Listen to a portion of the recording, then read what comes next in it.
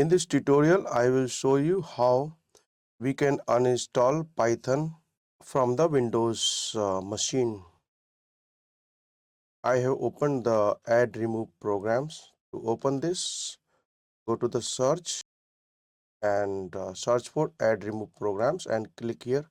After that, this application will appear, which is nothing but add remove program application.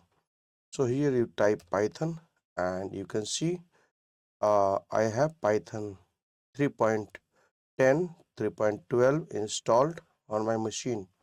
So I am going to uninstall the Python 3.10 first. Click here and then on uninstall.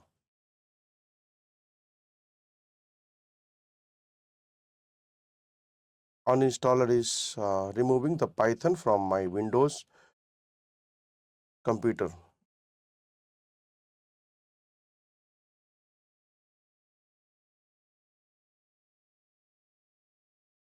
So we have successfully uninstalled Python 3.10 from my Windows machine. I have Python 3.12 also. So I will select this and then click on the uninstall and again click on uninstall. Now the installer is uninstalling the program.